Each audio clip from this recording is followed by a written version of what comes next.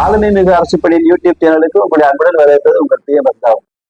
இன்னைக்கு என்னன்னா, பென்ஷனருக்கு 1/1/2026 அப்புறம் டிஏ உண்டா, பே பென்ஷன்ல அது 1/1/2026 அப்புறம் பே டிஏ எப்படி கணக்கீடு பண்ணுவாங்க, அரியர்ஸ் உண்டா, இப்படி நிறைய கேள்விகள் கமெண்ட்ல இருக்கு, நேரடியாகவும் இருக்கு. அதற்காக தான் அந்த வீடியோ. அந்த வீடியோக்குள்ள போறதுக்கு ஒரு சின்ன விஷயம் என்னன்னா, ஏற்கனவே ஊடகங்கள்லாம் பே கமிஷன் 2028 வரும்னு சொல்லிட்டு இருந்தாங்க. நம்ம தான் சீக்கிரமே வரும்னு சொல்லிட்டு இருந்தோம். இப்போ அதை மாற்றி அது 2027 ஜூலைக்கு முன்னே வந்துருங்கிற மாதிரி சொல்லிட்டு இருக்காங்க. அது இன்னும் முன்னால வருங்கிறதா நம்முடைய கணிப்பு. ஏன்னா போன பே கமிஷனே அதுக்கு முந்தின கமிஷனே பே கமிஷனுக்கு 18 மாசம் டைம் கொடுத்தாங்க. அதே 18 மாசம் கொடுக்கணுங்கிறது அவசியம் இல்லை, குறைச்சு கூட கொடுக்கலாம். ஏன்னா ஏற்கனவே தகவல்கள் இருக்கு. இந்த வகையில தான் ஏற்கனவே நமக்கு என்ன சொல்லிருக்காங்க, கவர்மெண்ட் ஆஃப் இந்தியாவுடைய கேபினட் செக்ரட்டரி திரு டி சோமநாதன் அவர் என்ன சொன்னாங்கன்னா, டைம் இருக்கு, போதுமான டைம் இருக்குன்னு சொன்னது அப்படிதான். அதே போல 2014 பே கமிஷனை சுட்டி காட்டி சொன்னாங்க. அது அன்யூஷுவல், வழக்கத்துக்கு மாறானது. 2014 மார்ச்ல எலெக்ஷனு, இவங்க என்ன பண்ணாங்க, பிப்ரவரி 2014 எலெக்ஷன் பட்ஜெட்ல பே கமிஷனை சொன்னாங்க. அதனால அது அன்யூஷுவல், அதை நீங்க கனெக்ட் பண்ணான்னு சொல்லிட்டாங்க. ஸோ சீக்கிரமே வர்றதுக்கான வாய்ப்பு இருக்கு. இப்போ நம்ம வீடியோ பார்க்கலாம். அப்படியே பார்த்தாலுமே பே கமிஷன் முன்ன பின்ன வர்றதா இருந்தாலும் அது எஃபெக்டிவ் டேட்டுக்கு இன்னும் 2 மாசம் தான் இருக்கு. ஸோ இந்த 2 மாசத்துக்கு அப்புறம் என்ன நடக்கும், அரியர்ஸ் உண்டா, என்ன எதுவும் இது கொடுப்பாங்களா, டிஏ எப்படி கொடுப்பாங்க, அந்த இது கேட்டிருக்காங்களே இன்டர்மீடியட் இடைக்கால நிவாரணம் கேட்டிருக்காங்களே, அது கொடுப்பாங்கன்னா கேள்வி இருக்கு. அதற்காக இந்த வீடியோ பார்க்கலாமா. இப்போ டிஏங்கிறது 6 மாசத்துக்கு ஒரு தடவை, பே கமிஷன்ங்கிறது 10 வருஷத்துக்கு ஒரு தடவை. ஆக 20 டிஏ இருக்கு ஒரு பே கமிஷன் இருக்கு. பே கமிஷன் என்ன பண்றாங்க, பே டிஏ இணைச்சு அதுக்கு ஒரு பெனிஃபிட் கொடுக்குறாங்க. அதுக்கு பேர் பே கமிஷன் இன்கிரிமெண்ட், பிசிஏன்னு சொல்றது. பே கமிஷன் இன்கிரிமெண்ட் சொல்றது. அதைத்தான் பணப்பலன் சொல்லியிருக்கேன். அதை வச்சு என்ன பண்றாங்க, எவ்வளவு சம்பளம்ங்கிறாங்க. ஸோ அதாவது போன பே கமிஷன், அதாவது 2025 31/12/2020 வரைக்கும் உள்ளதான் 7வது பே கமிஷன் கடைசி தேதி. அந்த கடைசி தேதியில என்ன சம்பளமோ அந்த சம்பளத்தையும் 1/1/2026 8வது பே கமிஷனுடைய முதல் தேதியில என்ன டிஏவோ அதையும் தான் கணக்கில் எடுத்துக்குவாங்க. சரிதானா. இப்போ நம்ம எடுத்திருக்கிறது 24,000 கொண்ட ஊழியருக்கு. இதை கொண்டதெல்லாம் ஊழியருக்கு தான் சொல்றோம். இதை கொண்டதெல்லாம் ஊழியருக்கு 24,000 சம்பளம் வாங்குற ஊழியருக்கு. இவரு 2025 ஜனவரியில் வாங்கினாலும் 31/12/2025 24,000 தான் இருக்கும். 4வது மாசம் இன்கிரிமெண்ட் வாங்கினாலும் அதே தான் இருக்கும். கவர்மெண்ட் ஆஃப் இந்தியா மாதிரி 7வது மாசம் ஊழியர் வாங்கினாலும் இன்கிரிமெண்ட் வாங்கினாலும் 12ஆம் மாசத்துல அதே தான் இருக்கும்.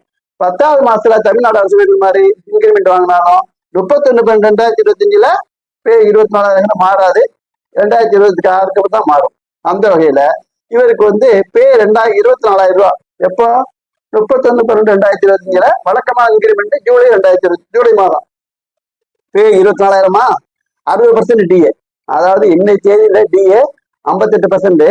நம்ம 1/1/2026 எதிர்பார்க்கிறது 60%. ஸோ அந்த 60% டிஏ 24,000 14,400.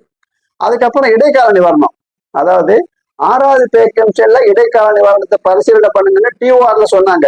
டிஓஆர்னா terms of reference. அப்படின்னா ஒண்ணும் இல்லை, எதையெல்லாம் பே கமிஷன் பரிசீலனைக்கு எடுத்துக்கொள்ளுங்கிறதா டிஓஆர்ங்கிறது. அந்த டிஓஆர் எதிர்பார்க்கப்படுகிறது. அதன் பிரகாரம் 6வது பே கமிஷன் டிஓஆர்ல என்ன சொன்னாங்கன்னா, இடைக்கால நிவாரணத்தை பரிசீலனைன்னு சொன்னாங்க. 7வது பே கமிஷன்ல சொல்லல.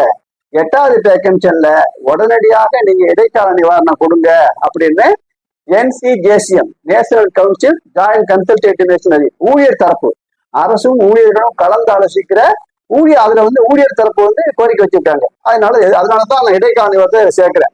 ஸோ பே 1/1/2026 இது என்ன டேட்டு, 1/1/2026. இந்த பக்கம் சம்பள கமிஷனுக்கு முன்னு, அந்த பக்கம் சம்பள கமிஷனுக்கு பின். பே இவ்வளோ, 60% டிஏ எவ்வளோ, 10% இடைக்கால நிவாரணம். ஏற்கனவே 2 இடைக்கால நிவாரணம் கொடுத்தாங்க. அதுல 10% இருந்துச்சு. நம்ம 1 தான் எடுத்திருக்கோம். 10%ங்கிறது ஒன்றும் பெரிய விஷயம் இல்லை. 2வது இதுல அரசுக்கு இழப்பும் கிடையாது. அடுத்தாப்புல பின்னால கொடுக்கப்படுத்த முன்னாலே கொடுத்தாக்க அவங்களுக்கு பொறுப்பு விட்டு போகும். அதனாலதான் எதிர்பார்க்கிறோம். அது இருக்கலாம், இல்லாமல் இருக்கலாம். ஆனா கோரிக்கை இருக்கு, வரக்கூடிய வாய்ப்புகள் இருக்கு. அதனால நம்ம சேர்த்திருக்கோம். இல்லைன்னா விட்டுக்க வேண்டியதான். ஸோ 24,000 பே, 14,400 டிஏ, இடைக்கால நிவாரணம் 10%. 2024க்கு 10%, 2,400 எல்லாம் சேர்ந்து 48. எப்போ பே கமிஷனுடைய பரிந்துரைக்கு முன்ன. பரிந்துரை வந்த பிற்பாடு பே 46,000. எப்படின்னு கேட்டீங்கன்னா, 24,000 சம்பளத்தை 1.92 ஃபிட் அண்ட் ஃபேக்டர் பெருக்கினா வரக்கூடிய தொகை 46,000. நல்லா தெரிஞ்சுக்கங்க.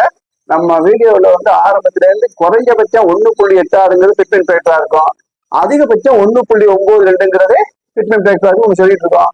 அந்த அடிப்படையில 1.92 பட்சம் நம்ம பெருக்கிறோம்.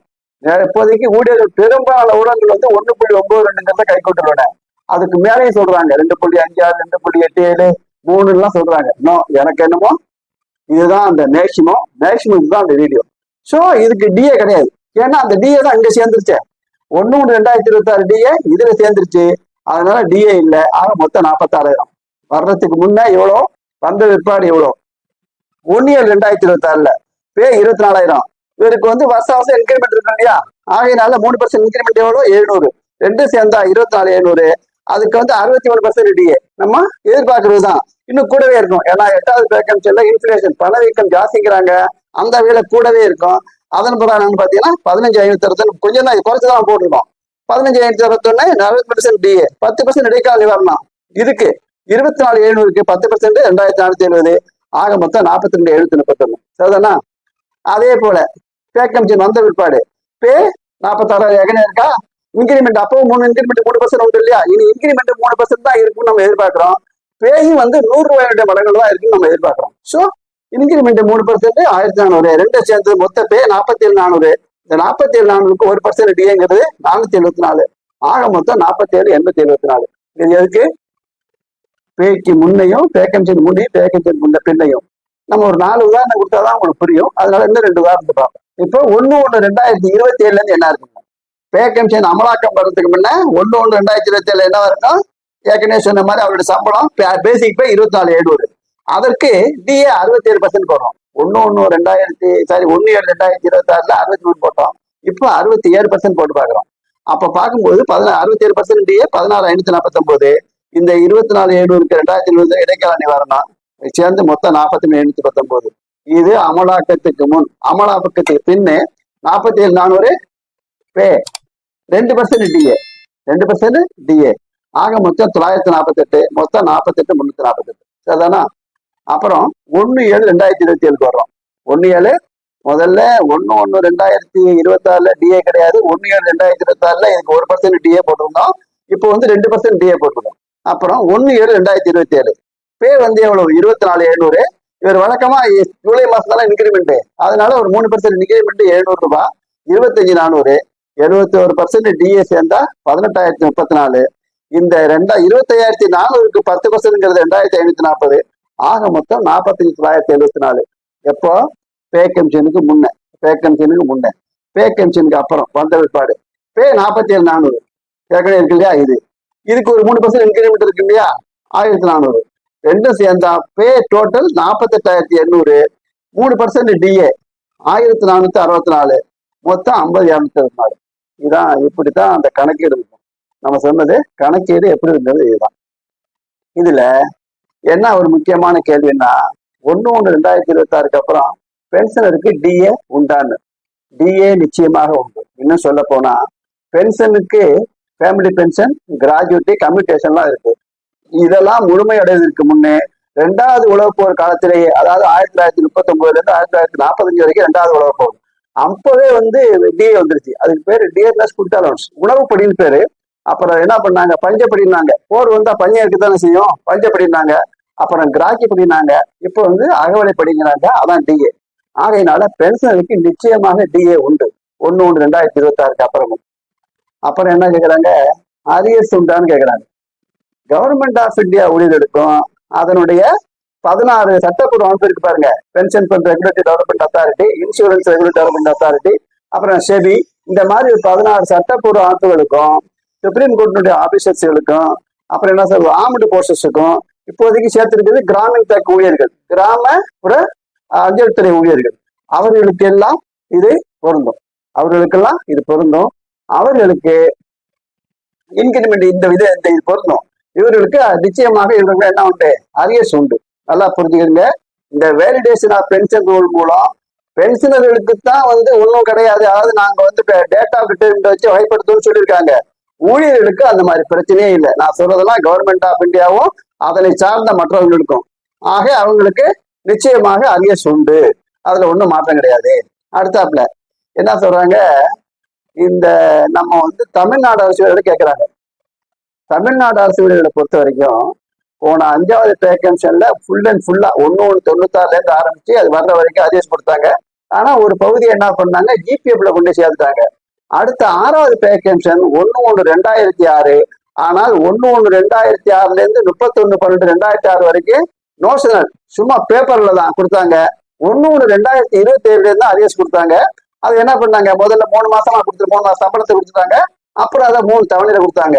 2027 பே கமிஷன்ல, அதாவது 7வது பே கமிஷன்ல நமக்கு என்ன பண்ணாங்க, 1/10/2017 இருந்து அமல்படுத்தினாங்க. அதுல அரியர்ஸுங்கிற வேலையே இல்லை. இதுதான் அதுல உள்ளது. சரிதானா? நிறைவாக இன்னொரு தகவல் டிஏ பத்தி ஒண்ணு கிட்டீங்கன்னா, நீங்க என்ன 1/7/2024 1%, 1/1/2027 2%, 1/7/2027 3% போறீங்களேன்னு நான் தெளிவா சொல்லிடுறேன். இந்த தெளிவு தெரியாதனாலதான் ஊடகங்கள்ல போன 1/7/2025 டிஏ கூட 3% 4% தன் பண்ணாங்க. அது விளக்கம் என்னன்னு கேட்டீங்கன்னா, இப்போ 1/7/2026 1.9% ஏறுதுன்னு வச்சுங்க. அப்போ 1% தான் எடுத்துக்குவாங்க. அந்த பின்னத்தை எடுத்துக்க மாட்டாங்க, பிராக்சனா எடுத்துக்க மாட்டாங்க. அதே அடுத்த 6 மாசத்துல 1.1 தான் இருக்குன்னு வச்சுங்க. அந்த ஏற்கனவே 1.9 இப்போ ஒரு 1.1 3% ஆயிடுச்சா, ஏற்கனவே 1% கொடுத்தாங்களா, இப்போ 2% கொடுப்பாங்க. எப்போ 1/1/2027 2% கொடுப்பாங்க. இப்போ இப்போ இப்படி 3% முடிவு வச்சா, இப்போ 3வது செட்டு எப்போ 1/7/2027 3.9 இருக்குன்னு வச்சுங்க. அப்போ 3% தான் கொடுப்பாங்க. இந்த 0.9ங்கிறது அடுத்த ஸ்லாப்ல வரும். ஆக இப்படி கணக்கீடுதான். இது புரியாமல் தான் ஊடகங்கள் போயிட்டு இருக்காங்க. ஸோ மொத்தத்துல இதான் நிலவரம். இதுதான் ஊழியர் பென்ஷனை பொறுத்த வரைக்கும் வேலிடேஷன் ஆஃப் பென்ஷன் ரூல் ஏதாவது மாறுச்சுன்னா ரத்து செய்யப்பட்டால் போடுவோம். இருந்தாலும் அவங்கவுங்க ரிட்டையர் ஆன தேதியை வச்சுதான் நான் கொடுப்போம்னு சொல்லியிருக்காங்க. அப்படி ஒரு முன்னிகழ்வு இருக்கு. அதை இன்னொரு வீடியோவில் பார்க்கலாம். நன்றி.